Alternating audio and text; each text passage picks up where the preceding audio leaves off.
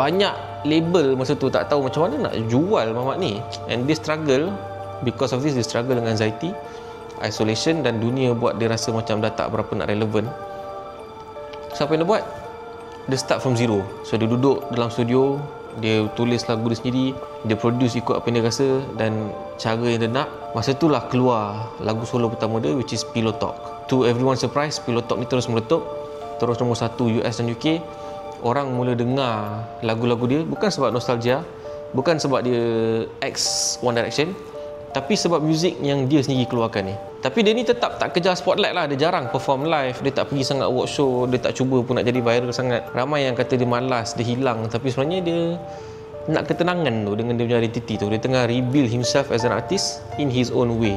So dia terus continue je release music ikut dia punya time, dengan sound yang makin lama makin bold dan makin jujur kepada Zayn ni. Dan album solo dia boleh kata almost semualah cerita pasal perjalanan jiwa lah, bukan nak kejar chart sangat. So walaupun certain lagu dia tak kena dengan taste general public, tapi kita tak boleh nafikan yang lagu dia rasa sangat real. So Zayn mungkin bukan lagi artis yang trending 24/7, jauh lah daripada zaman stadium 80,000 orang sold out apa semua tu. Tapi dia buktikan something. Dia buktikan yang kadang-kadang kau kena korbankan orang punya perception of you untuk jadi siapa yang kau sepatutnya jadi. So apa moral dia kat sini? Kadang-kadang untuk jadikan the best version of you, kau kena lepaskan the perceived version of you. Apa yang orang nak kau jadi, kau kena lepaskan. Sebab versi yang dunia suka ni tak semestinya versi yang akan buat kau hidup tenang.